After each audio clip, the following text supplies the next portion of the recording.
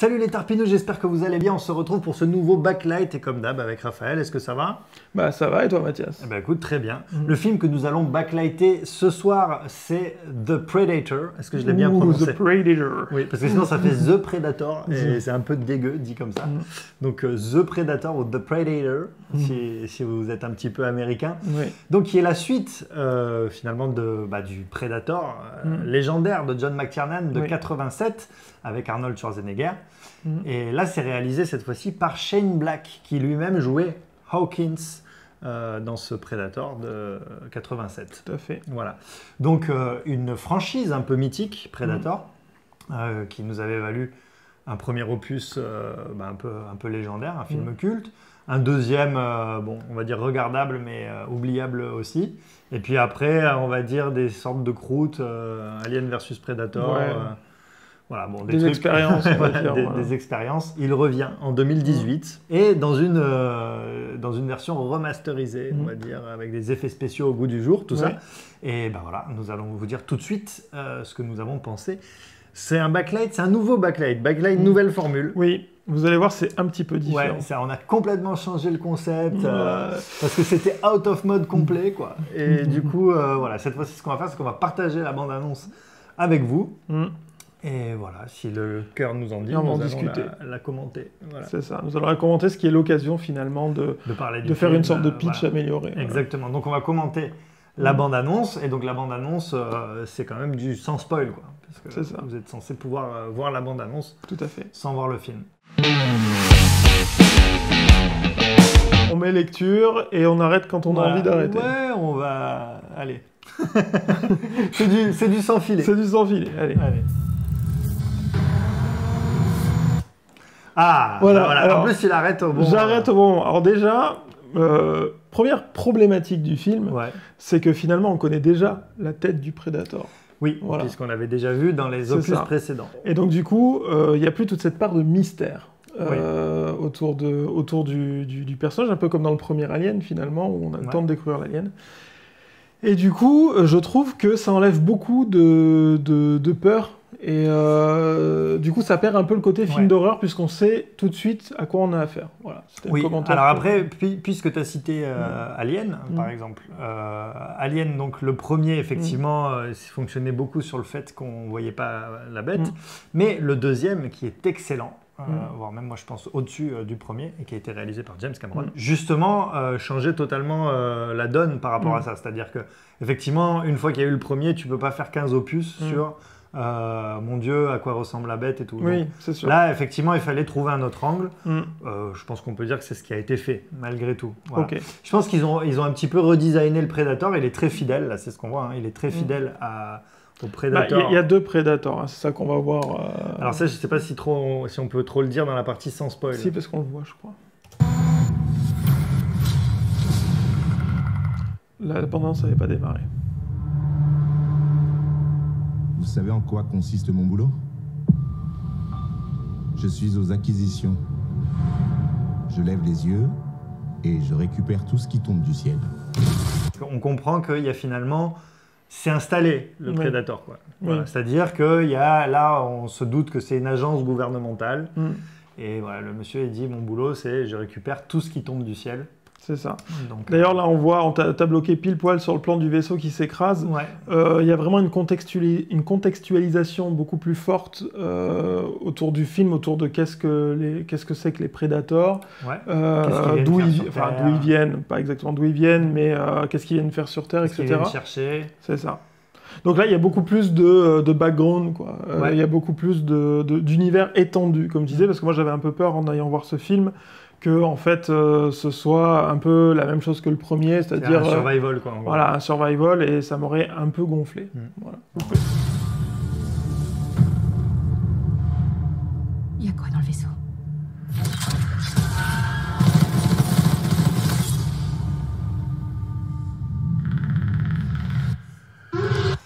J'ai envie de dire, juste avant ça, fort bien arrêté. Voilà. Juste avant ça, du coup, on voit un petit peu malgré tout le lien qu'il y a avec le premier, c'est-à-dire le côté soldat, gros flingue, et voilà. Alors c'est ce qui transparaît beaucoup dans la bande-annonce, c'est qu'on a l'impression que ça va se passer, que tout le film va se passer dans la jungle. Aussi, ou dans une forêt, quoi. Enfin, voilà, on va pas faire de botanique, tu vois. Mais, en tout cas, que ça se passe dans un milieu avec des arbres, voilà. Ouais.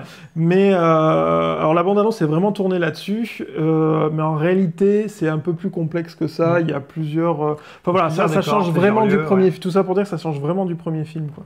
Voilà, donc là, on a un petit arrêt sur image sur donc, le Predator qui est, si vous connaissez, là, il est sans son masque. Parlez-moi de la mission. Avez-vous vu quoi que ce soit d'inhabituel? Ça, c'est au-dessus de nos fonctions.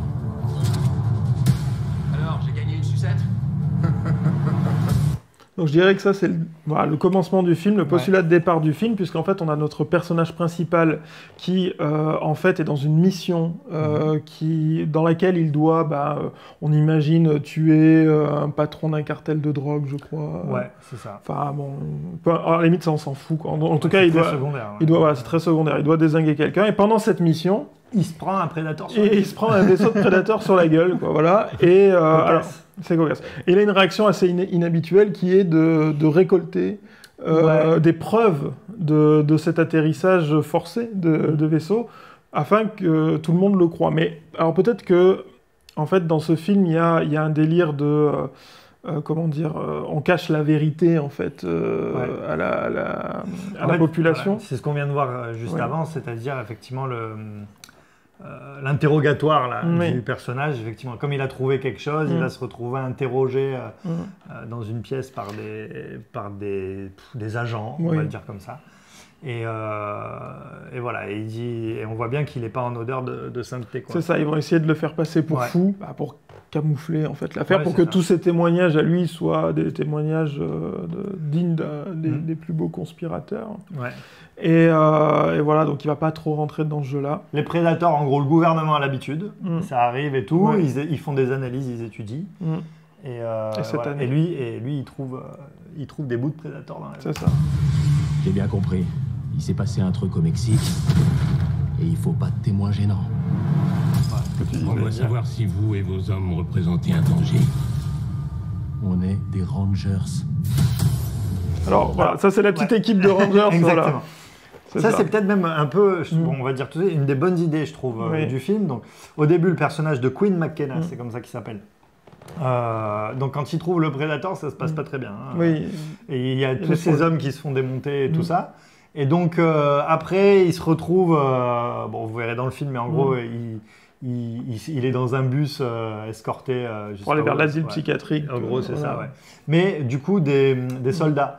Donc il se retrouve qu'avec des vétérans de la guerre, mais qui sont tous un peu timbrés, parce que forcément c'est les vétérans qu'on envoie à l'asile parce que ça s'est pas bien passé sur le terrain. Et c'est la bonne idée, parce qu'il y en a un qui a le syndrome de la Tourette, il y en a un qui se prend pour Jésus, il y en a un qui fait que des blagues, enfin bon bref, ils ont tous ils ont tous des spécificités qui les rendent drôles et attachants en fait. Exactement, et qui va former une sorte d'équipe de bras cassés, entre guillemets, quoi, qui va apporter le côté, et on en reparlera, le côté humoristique à la fois, et en même temps le côté sérieux, vu que c'est quand même des anciens soldats, c'est pas illogique qu'ils savent tirer et tout ça, quoi. Voilà. Eh Baxley, si la chatte de ta mère était un jeu vidéo, je te parie qu'elle serait classée tout public. Voilà. Qu'on représente un danger. Alors oui, un problème du film, que voilà, alors on voit le prédateur qui est allongé sur une table là, et qui tente de se libérer de la table. Et bon, comme vous imaginez, il va réussir à se libérer. Ça, c'est pas vraiment un spoil parce que sinon il n'y a pas de film. Pourquoi il est pas bien attaché? C'est la question que je me pose, hein, parce qu'il arrive à se libérer, mais tranquille, quoi, vraiment tranquille. Alors, bon, j'ai un élément de réponse pour toi. Ouais. Le premier, c'est que déjà parce qu'il pionce le Predator. Oui, mais bon, tu vois, il ne peut pas non plus tout faire, quoi. Enfin... Ouais, mais bon, il est en train de pioncer grave, quoi. Donc, ils sont en train de l'étudier, voilà, il est sur la table et il dort, quoi. Voilà. Après, bon, je pense qu'ils l'ont bien attaché parce qu'il y a des gros plans en plus sur les liens. quand moi, bon, je suis pas expert, mais ça m'a l'air solide. Voilà. Bah, c'est ça. Moi, je me dis, ils ont mis du 16, ils auraient peut-être dû mettre du 32. Mais là, du coup, il fallait mettre du 32, voire du 75. Parce ça. que, Oui. effectivement, il est costaud, le Predator, ouais. donc il se libère. Voilà. Mais juste, je voulais dire, je viens de me rendre compte que la blague, elle est. Parce qu'on l'a vu en VF, donc je précise. Donc là, la bande-annonce est en VF aussi. C'est pas la même blague. Mais pour le coup, c'est la même blague, mais pas tout à fait. Ouais, c'est marrant, moins c'est bien pas tout à fait dosée, la même traduction. Voilà. Petit détail comme ça. Oui, mais c'est souvent comme ça, parce que souvent, ils doublent les double bandes-annonces avant. Et après, ils doublent le film. Voilà, c'est ça. Ça serait pas un petit peu l'idée?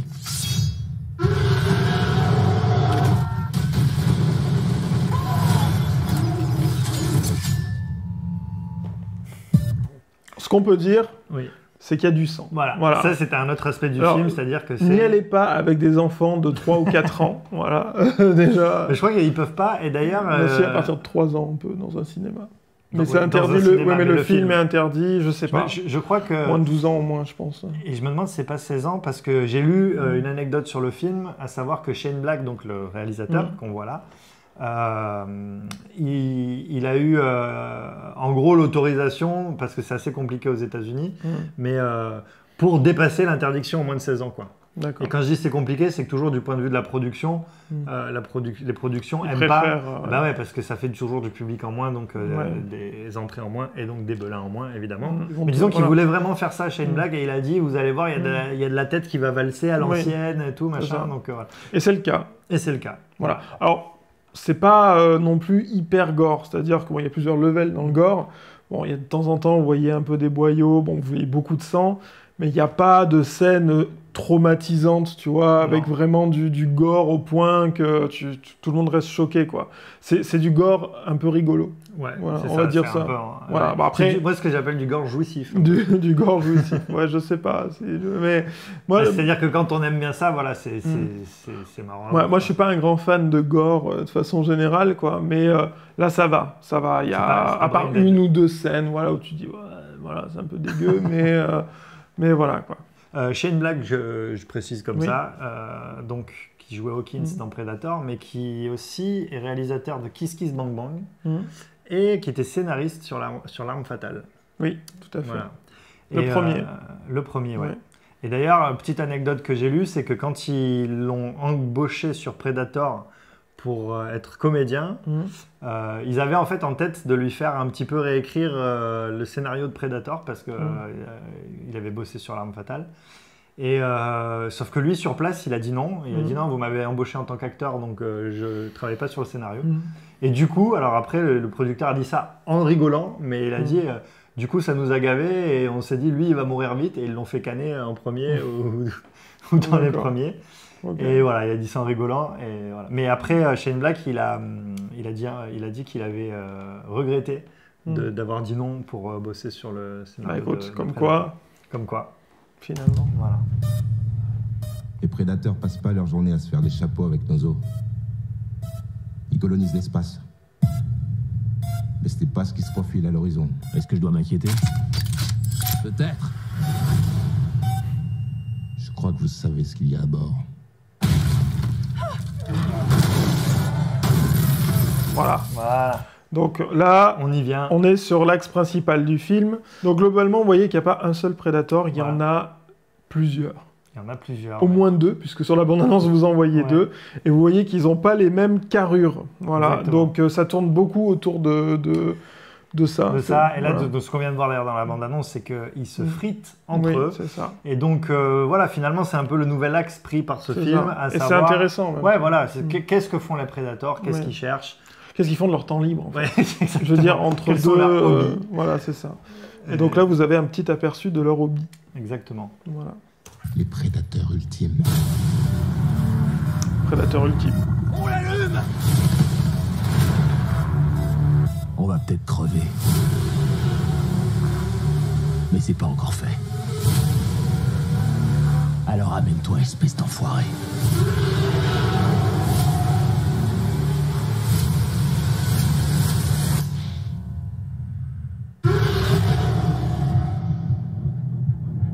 pense que ça fait un bon pitch du film. Oui. Dites-nous si ça vous a plu, plutôt que juste raconter le film. Là, comme ça, il y a des images et ça nous empêche pas de raconter. Exactement. On trouvait que c'était une meilleure idée que le pitch. Et en plus, il faisait que perdre Shifumi tout le temps. Donc, du coup, il n'y a plus de Shifumi. C'est ça. Et nous, ça nous permet comme ça de pouvoir réagir surtout à la bande-annonce, donc de pouvoir réagir au film, mais sans spoiler, puisqu'on reste dans le cadre de la bande-annonce. On est donc dans la séquence des tops et flops. Oui. On n'est pas contraint cette fois-ci, autant de tops qu'on veut, autant de flops qu'on veut. On est toujours sans spoil, donc on va pas trop développer. Et vous inquiétez pas, juste après, évidemment, il y aura une partie spoil. Oui, on va rentrer où on plus dans les racontera la détails. fin du film. Voilà, exactement. On fera que ça d'ailleurs. C'est ça. Eh ben, écoute, je t'écoute. Est-ce que tu pourrais me donner un top là, tout de suite comme ça, au débeauté? Moi, mon vrai top là, sur ce film-là, c'est que moi j'avais peur de revoir le 1 en plus moderne, mais voilà, des mecs perdus dans une forêt qui se font poursuivre par un prédateur, et puis à la fin, ils arrivent à le tuer, et puis voilà. Bon, heureusement, il y a un univers beaucoup plus vaste, il y a plus de personnages, on passe dans plusieurs lieux, l'histoire est plus compliquée que ça. Et ça, pour moi, c'est vraiment le top, parce que voilà, j'avais vraiment peur de donc ce que le je vous ai dit là. renouveau réussi. Voilà, le renouveau réussi. De l'univers. Ça, pour moi, c'est le top. Si je devais donner un flop, pour moi, le flop, c'est à partir de la moitié du film, c'est-à-dire que le film, au début, nous surprend. Moi, je ne m'attendais pas à ça, je ne m'attendais pas à autant d'humour, voilà, à cet univers étendu, etc. Donc... voilà, donc le film monte, on dit « Ah putain, c'est un bon film, ah, c'est pas mal, ah c'est encore mieux ». Et au bout d'un moment, ça fait du surplace. C'est-à-dire qu'au bout d'un moment, on se dit « Bon, dans les vannes, ça va peut-être un peu trop loin ». Là, on sent que le film doit arriver vers la fin. Et là, le film fait un peu plus de surplace en termes de, comment dire, de qualité, quoi. Voilà, j'ai moins été surpris à partir de la moitié à peu près du film, quoi. Ok. Écoute-moi, un top que je vais donner comme ça, c'est un top parmi d'autres, mais l'humour, tu l'as évoqué. Il y a beaucoup d'humour dans ce film, donc c'est vraiment un parti pris, quoi, de mettre, de dédramatiser pas mal de trucs. Je trouve que c'est bien parce que il y en avait dans le Predator de 87, hein, par exemple, toi t'as pas une gueule de porte-bonheur, ce genre de trucs, c'était vraiment des passages humoristiques, mais c'était vraiment anecdotique dans le film. Là, il y en a beaucoup plus. Et ça marche bien parce que du coup, pour un film qui reprend une licence connue et tout ça, effectivement, ça dédramatise un peu le truc.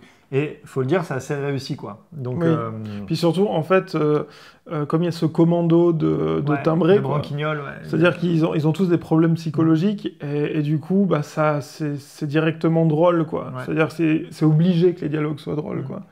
Donc c'est vraiment une bonne idée de réalisation, quoi. Exactement. Et donc ça ce sera mon top. Pareil, je vais enchaîner direct avec un flop derrière.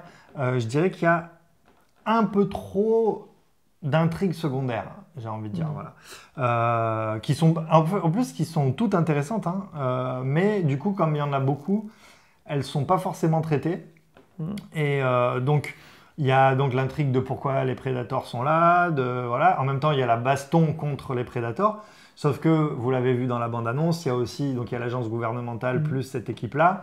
Et il y a des prédateurs qui ne sont pas d'accord entre eux. Donc tout ça, en même temps, c'est la bonne idée, mais en même temps, ça fait pas mal d'intrigues à résoudre. On rajoute à ça que les personnages, enfin notamment le personnage principal, il a une famille et tout ça, donc ça fait des personnages secondaires avec des histoires secondaires derrière, voilà. Bon, plus toutes les problématiques comment dire ça sans spoil? Voilà, toutes les problématiques de pourquoi les prédateurs sont là, en gros, qu'est-ce qu'ils sont venus chercher sur Terre, qu'est-ce qu'ils sont venus... Ça fait beaucoup de trucs, et effectivement, ça amène à ce que tu dis, c'est-à-dire qu'à la fin du film, ça expédie un peu tous les trucs vite fait comme ça. C'est-à-dire ça expédie tellement que, moi j'ai trouvé ça bizarre, mais il n'y a pas de début d'histoire d'amour ou truc comme ça qu'il aurait pu y avoir entre le personnage principal et puis là, voilà, j'ai plus leur nom, mais la nana principale. Casey Bratchett. Ouais, voilà. Donc en fait, il y aurait pu... Brochette. Non, je sais pas. Bon, bref, vous irez voir. Brochette. Mais il y aurait pu... Moi, je m'y attendais. Je me suis dit, bon, ça va s'enchaîner, voilà. Et en fait, non. C'est pas grave, hein. En vrai, c'est pas grave. C'est pas grave, mais en même temps... Mais t'as raison, parce que j'y ai pensé aussi. Et en même temps, parce qu'il a une nana, ce mec-là, Oui, donc alors c'est un peu... bon. Mais il a une nana, mais on sent qu'il il n'a pas le droit d'aller dans sa maison, donc... bon. Ouais, on sent qu'ils sont plus ensemble. Ils Mais sont en plus même temps, ensemble. voilà, il s'est expédié aussi, donc bon, voilà, ça fait qu'il y a des intrigues secondaires comme ça qui passent un peu rapidement, quoi. Ouais, mais est-ce que c'est pas finalement la première pierre à un Predator Cinematic Universe? Bah, disons qu'il existe. Oui, non, mais Predator un Cinematic nouvel... Universe. Oui. Voilà, parce que là, vraiment...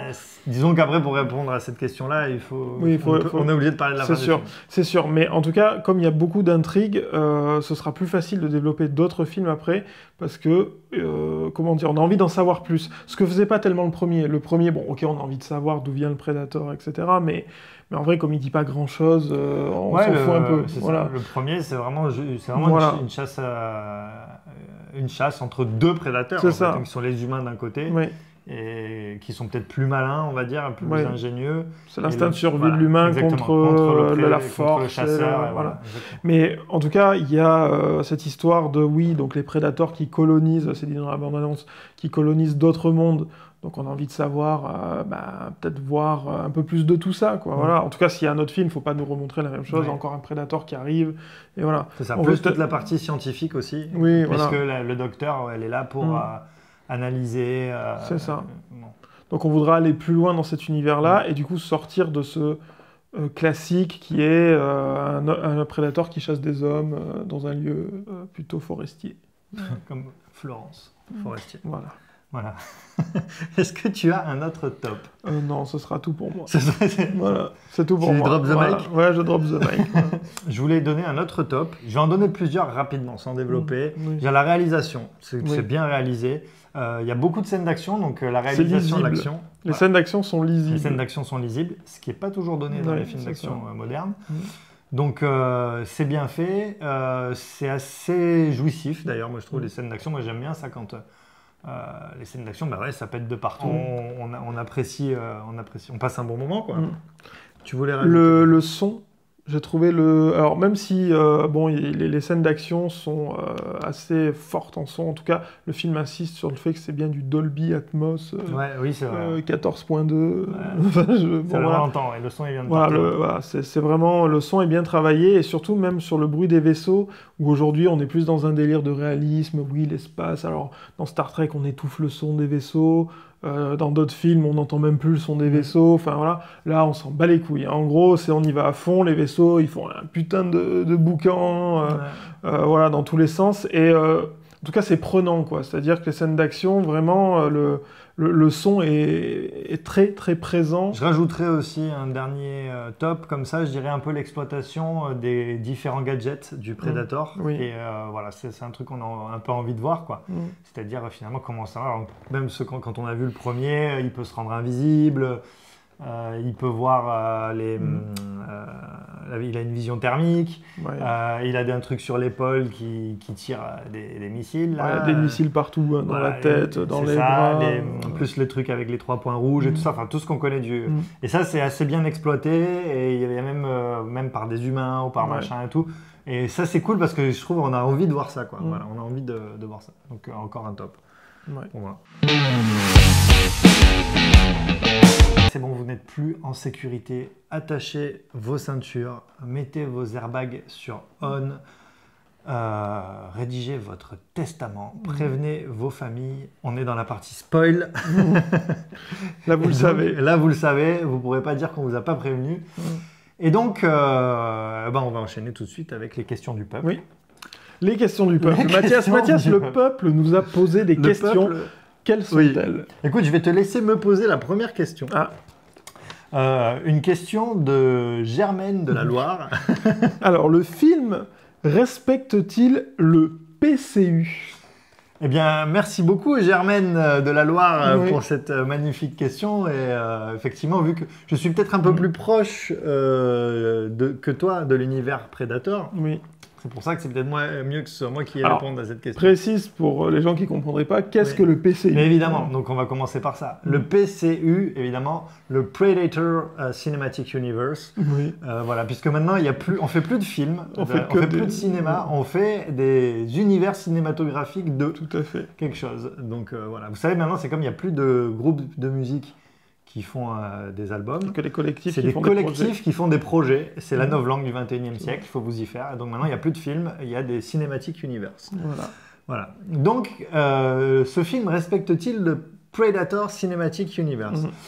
Eh bien, écoute, Germaine, oui, tout à fait. Ce film respecte, en tout cas selon moi, le Predator Cinematic Universe. En tout cas, il n'y a pas de grande, on pourrait appeler une grande trahison, un truc qui ferait que les fans gueuleraient tous. Alors, il y a moins de fans de Predator, puisque c'est pas une licence à proprement parler, dans le sens où il n'y a que le premier qui a vraiment eu un gros succès. En tout cas, il ne trahit pas le premier, mais il n'y a pas grand-chose à trahir dans le premier. Oui, c'est ça. Voilà. Donc, il n'y a pas un truc où les fans vont dire « quoi, mais c'est n'importe quoi, ça n'a rien à voir avec le premier, c'est n'importe quoi ». Donc voilà. Par contre, il exploite justement le film à fond, un peu tout ce qu'on peut voir dans le premier. Même dans le deuxième d'ailleurs, parce que je me souviens un petit peu du deuxième. Et donc voilà, donc oui, Germaine, le film respecte complètement le Predator Cinematic Universe. Une nouvelle question de Jules Édouard, je crois. De Jules Édouard, et il nous demande, Jules Édouard, un Predator serait-il possible dans la vraie vie, Raphaël? Un Predator dans la vraie vie. Alors je vois où tu veux en venir, Jules Édouard, avec cette question facétieuse. Oui. Alors, on va pas débattre sur la possible existence ou non des extraterrestres, puisque c'est pas là où on veut en venir. C'est finalement, est-ce que le film a un univers cohérent? Oui. Est-ce que le film vraisemblable? Voilà. Est-ce qu'il est vraisemblable? Dans cette première partie du film, voilà, l'univers est assez cohérent. Il n'y a pas de procédés cinématographiques qui sont là juste pour faire avancer l'histoire ou le scénario. Je trouve que ça se tient plutôt pas mal. Voilà. Après, c'est la deuxième partie qui est un petit peu plus compliquée, où il faut gagner du temps pour arriver jusqu'à la fin du film. Et le problème, c'est que le Predator, il est surpuissant. Je veux dire, il est indestructible. Ouais. C'est-à-dire qu'il y a 15 000 mecs qui lui tirent dessus, et je sais pas, il a dû recevoir 500 balles depuis le début dans le corps depuis le début du film. Mais bon, voilà, il n'y a pas de problème, tout va bien. Les chiens Predator, parce que maintenant on peut le dire, il y a des chiens Predator. Il va dégommer des mecs qui servent à rien, il les dégomme, il les coupe en deux en vraiment 2 secondes, mais autant qu'il veut, comme il veut, voilà. Par contre, le héros, il y touche pas trop. C'est-à-dire que le héros, à chaque fois qu'il l'a, il essaie de l'étrangler, ça dure à chaque fois, il y a deux fois où il l'attrape et il essaie de l'étrangler. Et après, il le balance. Et, enfin, c'est pas le même d'ailleurs, Predator, qui essaie de l'étrangler, c'est le premier et le deuxième après. Et et ça dure bien 30 secondes, tout va bien, il attend de passer des trucs, l'héroïne peut arriver, lui commencer à lui tirer dessus, etc. Et on dit, bon, les autres, tu les as découpés en 2, ça a pris une demi-seconde, et lui, tu lui laisses l'occasion de pouvoir se sauver, etc. Alors que c'est le plus dangereux, quoi. Alors que c'est le plus dangereux, et puis il s'en fout, puisque ce qui l'intéresse, en fait, c'est l'enfant, puisque l'enfant, son enfant, donc, enfin l'enfant du héros, je veux dire. L'enfant de Quinn McKenna. Voilà. En fait, il est autiste, surdoué, voilà. Et il peut communiquer, il pige les technologies extraterrestres. C'est ça, et pour eux, c'est la future évolution des Predators. Ouais. Donc, ils veulent récupérer son ADN, etc., etc.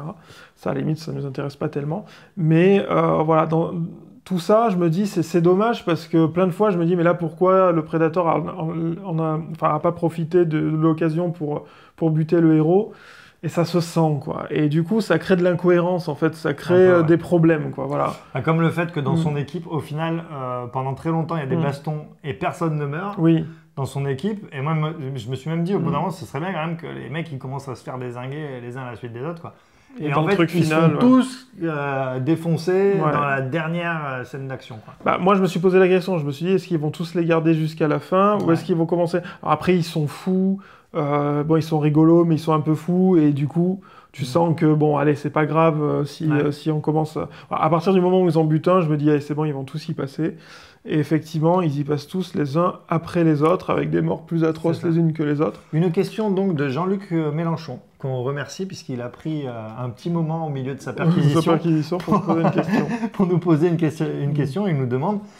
finalement, dans quelle catégorie on range ce film? Il nous dit, alors, il demande ça à la Mélenchon, un peu plus énervé, mais il dit dans quelle catégorie ranger ce film? Finalement, est-ce que c'est une comédie? Est-ce que c'est une comédie romantique? Est-ce que c'est un film d'amour? Un film pour enfants? Est-ce que... Alors, dans quelle catégorie? En fait, justement, c'est le point fort de ce film-là, c'est qu'il a su mêler plusieurs catégories, il le fait plutôt bien. Ouais. Voilà. Moi, je pense que on peut dire que c'est une sorte de Spielberg avec du gore. Alors, il y a de ça, ouais. Il y a du Spielberg dans le sens où il y a l'organisation, la grosse organisation méchante, gouvernementale, qui fait des choses pas bien. Voilà. Enfin, il y a ça. Il y a l'enfant surdoué qui va aider à résoudre un certain nombre de problèmes dans le film. Alors, pas tous les problèmes, mais un certain nombre. Ouais. Moi, cette partie-là, elle m'a fait un petit peu penser à Code Mercury, avec Bruce Willis. Voilà, pour ceux qui connaissent. C'est ça, mais on voit aussi le prédateur à travers les yeux de l'enfant aussi. Ouais. Et ça, c'est intéressant. Voilà, bon, c'est en ça que ça se rapprocherait un peu d'un Spielberg. Après, il y a pas mal de gore aussi. Donc, c'est là où il y a du ça gore, bifurque. il y a beaucoup d'action, il y a beaucoup d'humour. Pour un film d'action, il y a vraiment beaucoup d'humour. Ouais. Voilà. Bon. C'est pas un film d'horreur. Bon, il y a du gore, mais c'est pas un film d'horreur qui est là pour vous montrer, mettre l'accent sur le truc dégueulasse, machin. Pour moi, ouais, c'est vraiment c'est presque c'est un blockbuster presque, voilà, avec tous les codes, avec de l'humour, pas mal de comédie, de l'action, voilà, ça mêle un peu tous ces genres-là, et vraiment, c'est pas un film d'horreur. Écoute Jean-Luc, moi pour répondre à ta question, si je devais vraiment mettre comme ça un mot, je dirais fantastique action. Fantastique action. Voilà. Science-fiction en fait. Bah science-fiction... Pourquoi fantastique ?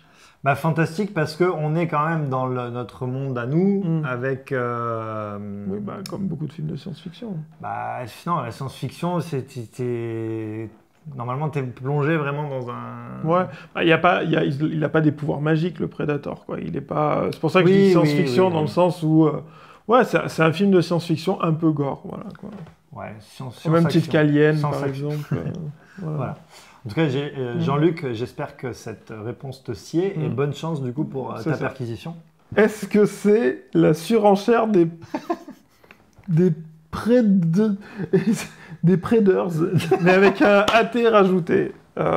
Écoute, comment elle s'appelle déjà, Micheline ? C'est Martine. Martine, on comprend rien à ta question. Oui, Martine, Martine, elle a des petits problèmes d'élocution. Je pense qu'en gros, ce qu'elle voulait dire, est-ce qu'il n'y a pas une forme de surenchère dans un nouveau Predator encore plus fort que les autres, dans etc., le prédatorisme, finalement. C'est ça. Voilà. Qui est une activité ludique, mais malgré tout dangereuse. C'est ça.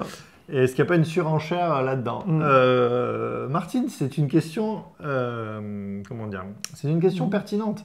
Effectivement, est-ce que, comme dans une certaine catégorie de films qu'on n'a pas le droit de nommer sous peine de shitstorm sur Internet, Avengers. Est-ce qu'il y a toujours une surenchère de c'est lui le plus fort, c'est lui le plus fort, c'est lui le plus fort ? Alors, un peu, j'ai envie de dire. C'est-à-dire que si tu es resté sur le Predator de 87, là, c'est des Predators, ils sont quand même beaucoup plus forts. Après, je te dirais que non, c'est pas trop l'enjeu du truc. C'est-à-dire que oui, ils sont très forts. De toute façon, de base, ils étaient déjà plus forts que les humains. Donc voilà, à partir de là, ils sont plus forts. C'est pas la question. Et il n'y a pas besoin de se dire « Ah mais mon Dieu, ils sont encore plus forts, comment on va les battre ?» et tout ça. Oui. Ils sont globalement très très forts, ils ont les mêmes pouvoirs et tout ça. Sachant qu'ils n'arrivent déjà pas à battre le premier. C'est-à-dire qu'il y aurait pu avoir le délire de c'est bon, ça fait 20 ans qu'il y a des prédateurs qui débarquent sur Terre, maintenant on les gère, on est tranquille avec eux, et du coup, il y en a un encore plus fort, comment on va faire ? Oh là là, tu vois. Donc effectivement, là où ils sont plus forts, c'est que effectivement ils se prennent des milliers de balles et sans trop broncher. Bon. Oui. Ça, il n'y a pas d'explication. C'est juste le film qui est comme ça. Il n'y a pas trop d'explication à ça, mais sinon après on n'est pas dans une surenchère permanente. Après ça le deviendra peut-être pour les suivants, parce que comme on a dit, à la fin, il y a Quinn McKenna, là, il se retrouve avec une armure de prédateur humain, quoi, avec toutes les mêmes armes et tout ça que le prédateur. Et donc on se dit que peut-être que du coup les prochains prédateurs ils devront être encore plus forts, ils viendront de plus loin dans l'espace, etc. et tout, pour pouvoir faire des combats équitables. On a une autre question de Francis Huster, Francis Huster de Quimper, et il nous dit rien à voir avec le comédien. Bon, Francis, en tout cas, tu as un fort beau nom. Il nous demande, faut-il tout expliquer ? C'est un peu la dérive qu'il y a dans les films depuis maintenant, je sais pas, je dirais une dizaine, peut-être une quinzaine d'années.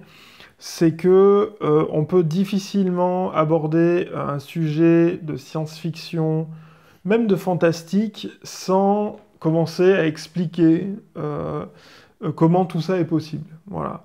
Alors c'est aussi parce que les spectateurs ont évolué et que on est un peu plus pointu, enfin Internet aussi a fait qu'on est un peu plus pointu sur tous les sujets et que les fans en demandent toujours plus parce que bon, ils connaissent, enfin il y a tout un historique de Predator, etc. Donc on a aussi, nous, envie d'en savoir plus. Donc bah, c'est assez tentant pour les scénaristes, etc. de vouloir expliquer, un peu tout ce qui se passe à l'écran. Il faut différencier malgré tout deux choses. Il y a expliquer l'origine, je sais pas, d'un personnage, en tout cas de Predator, d'où ils viennent, quels sont leurs buts, etc., etc. Ça, c'est une chose. Et ensuite, expliquer chaque technologie, de manière scientifique, etc. Alors, le film ne fait pas ça. C'est-à-dire que le film va nous en dire plus sur le Predator. Alors, pas exactement d'où il vient, mais en tout cas, quelles sont ses motivations, comment... le fait aussi qu'ils sont génétiquement modifiés, que ce qu'ils veulent, voilà, c'est chasser, que ça les excite. En fait, on dit littéralement que ça les excite, etc. Enfin, bref, on nous explique tout un tas de trucs. Et pour moi, tout ça, ça apporte un plus au film parce que ça va pas forcément trop loin. Et en même temps, donc ils savent pas trop, ils cherchent, ils disent que c'est un prédateur et tout ça. Et après, il y a une explication qui est quand même un peu sur le côté, ils cherchent à se faire évoluer et donc ils vont rechercher dans les espèces. C'est ça, en fait, ils vont de planète en planète et dès qu'ils trouvent de l'ADN intéressant sur une planète, et ben, ils l'ajoutent à leur propre ADN. Alors, bon, après, on n'a pas le détail en fait, de tout ça. C'est justement ça. On a les grandes lignes, mais on n'a pas le détail, ce qui permet une grande ouverture pour de prochains films. Eh ben, très bien. Une dernière question d'Isidore de Lourdes. D'accord. Est-ce que ce film est mieux ou moins bien qu'à la 2 ? Eh bien, Isidore, on va répondre à ta question. C'est mieux. Et voilà, donc la note en aioli. Raphaël, nous t'écoutons pour la note de The Predator. Eh bien moi, je mettrais 3,5. Écoute, j'allais mettre une note sensiblement la même. Et bah écoute, je vais pas m'en priver, je vais mettre exactement la même note, tu vois, 3,5 sur 5. J'étais pas loin de mettre plus. Oui.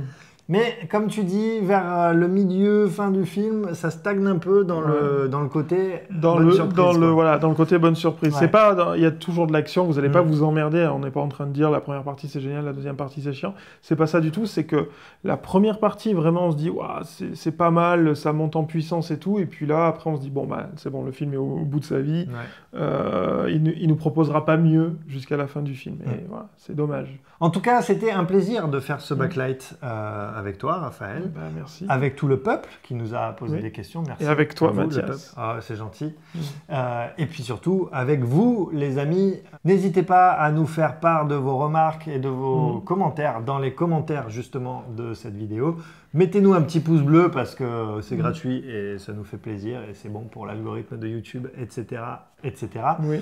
Vous pouvez aussi partager cet épisode de Backlight si il vous a plu. N'oubliez pas qu'on a aussi une page Tipeee si vous voulez nous filer un petit coup de pouce. Et puis voilà, on se retrouve évidemment très bientôt sur le Tarpin Bien dans nos différentes émissions, le live, Rage Kit ou dans un reportage.